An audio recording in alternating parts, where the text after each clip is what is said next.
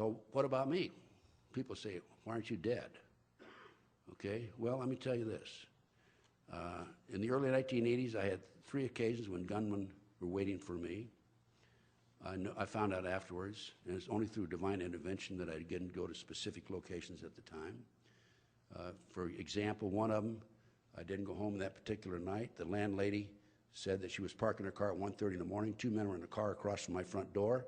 One of them got out of the car and came over and said, you know where Ted Gunderson lives? And they said no, or she said no. And I, of course, told her, if anybody asks about me, you don't know me. And he sat in the car 15 more minutes, 1:45 he left. I've made some phone calls the next day when I came home, and I found out I had a hit on me. And I went in to see some certain people, got that hit taken off, and I learned that there was a second hit on me by satanic cults out of Florida and Houston. And I was a little upset about the first hit. It was by the Israeli mafia, by the way, because of a case I'd worked, an attempted assassination of a businessman. I was upset because I found out that it was a hit for $25,000. I thought I'd at least be worth $100,000. Ex-FBI chief and all that. Anyway, I had, in addition to hitmen waiting for me, I had 3 FBI investigations of me. I submitted freedom of information requests. I received copies back of some of the pages, but they were nebulous. I might as well have thrown them in the wastebasket. But it's kind of interesting because at the end of each report it said, Ted Gunderson should be considered armed and dangerous. They should have added with knowledge, okay? I had a girl named Pam Fawcett. The FBI and the DEA commissioned her to try to set me up on a drug deal. It didn't work. After 6 months, I was trying to help her, give her advice on her 14-year-old son who was in trouble in Florida. After 6 months, Pam came to me and told me the whole story, how she had run the Modesto, California office, FBI office. She'd come and go. She had her own coffee cup. They'd given her $2,000 to try to get me, okay? And I said to Pam, Pam, and I gave her a polygraph, she passed. I said, Pam, why are you coming to my side now? And she said, well, I woke up the other morning and I realized you're the only honest son of a bitch I've talked to in 6 months. Those were her exact words.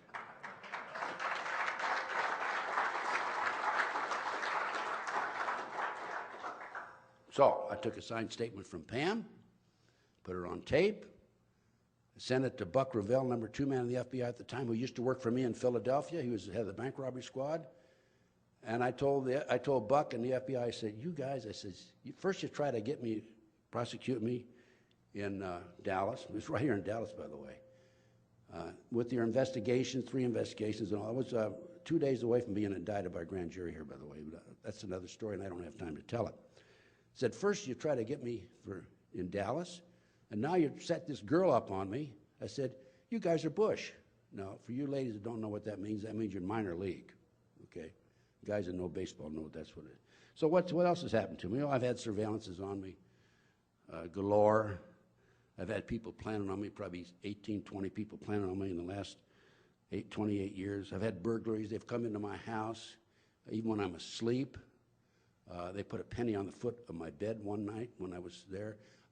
One night I went to bed at midnight. I got up at 3 o'clock to relieve myself. My bathrobe when I went to bed was at the foot of my bed. And I got up and here ceremoniously laid out like a rug next to the bed. I've been a victim of cyber terrorism, threatening phone calls, hidden camera. I came home from a trip here within the last 5 or 6 weeks, month I guess it is. I was looking for a file on the table that I had in my apartment, my house in Claytonia, and I couldn't find it. I was looking through, and I had a phone call, 8:27 a.m., and a male voice says, did you find the file? They had a camera in there, hidden camera in there, but they have cameras now that the size of the end of a pinpoint of a needle. Had threatening phone calls, cyber terrorism, hidden cameras, stolen. My car's been stolen. I've had gang stalking on me, lug nuts removed. I've had flat tires. My window's been shot out twice. Both times I was standing near the window. I have had TV surveillance of me. They can monitor you through the cable television, by the way, even if it's off. I've had threatening letters, and most recently, I've been the victim of a disinformation program by a guy named Stu Webb and other individuals. And Stu Webb has actually put out word that I was kicked out of the FBI for practicing satanic ceremonies in the federal building. Okay. And you know what? After that disinformation came out, my speaking tours came down to nothing, really. I was doing a lot of lectures before that. And we have enough idiots out there that believe this off the internet, because it's on the internet, that it really affected my opportunity to get the word out. But this is what they had in mind. It's called a disinformation program. And then the most recent thing, and I will close in just a minute. I have 1 minute left, but I was late starting, right? I wasn't? I was, yeah. I was? Okay, well, I won't argue with you. Huh? Go for it, okay, all right. There's no argument then. Thank you, sir. Thank you, sir. But the latest thing to me is I moved a year ago last May, a year ago last May, from Las Vegas, Nevada. I had a condominium there. I had next door was somebody I never saw, and across the hall was an individual who was a security guard. And I'm sitting at my desk, and I can't think. I don't know what's happening. I can't read. I can't do it. I realize that something's happening to me. A friend of mine came in about 11:30 at night, said, "You're sick, call the paramedics." Paramedics came, took my blood pressure to get to the hospital. I had blood pressure of 242 over 119. And so I knew that there was a serious problem. I had blood tests, and I had arsenic and cyanide in me. I was being poisoned, and I knew this. Within 2 weeks, I left Las Vegas, called John DeCamp in Claytonia, Nebraska, and I said, "John, I'm getting out of here." He said, "Come on back. I've got a place for you to stay." And I now live in Claytonia, Nebraska, about 2 blocks from John DeCamp. Anyway, I was being poisoned. And there's other stories about the poison. They've tried to poison me when I'm driving down the street. They have a device that you put in the back of a car, and they pump the poison out, and you're behind it, and you can't, they block you in. Car in the front, car beside you, car behind you. But it hadn't worked because I've caught on to it. So, but anyway, I was being poisoned in Las Vegas in my condo, and I was able to overcome that. As soon as I moved, I just loaded up on vitamins and what have you. Okay, I was asked a few moments ago before I came on board, the reason for the terrorist movement, by the way, the reason for the terrorist movement is they create these terrorist acts. The government does this covert operation in order to establish the Homeland Security and in order to write the Patriot Act, take away our constitutional rights and civil liberties. There are prison camps that have already been set up. There are railroad cars, 3-tier railroad cars, and I've seen them personally, that have shackles in them. I didn't see the shackles, I saw the car.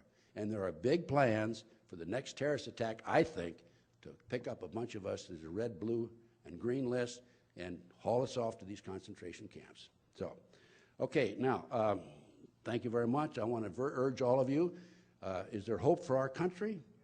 There's hope if we can elect Ron Paul. Okay, we need to get Ron Paul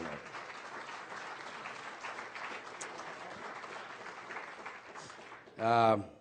So we need to work hard. I have a considerable amount of material. By the way, I have a lot of Ron Paul material that you can order through my catalog. In addition, I'm giving away free DVDs back there if you want to visit me. All you have to do is pay shipping and handling. I have over 400 DVDs I'm giving away, including information on Ron Paul and what have you.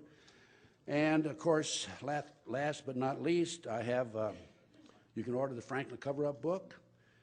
We didn't discuss in detail pawns in the game, but this is a book about the Illuminati, the 25 goals that were announced May the 1st, 1776 by Adam Weishaupt to take over the world, and that includes corruption of the youth through sex and drugs, and, of course, controlling the mainstream media, and about 85% of these goals are complete.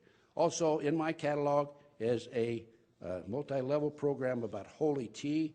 The lady that put me into it, her first check, the first month was $1,400. You might want to take a look at that, and thank you very much, sir. Thank you.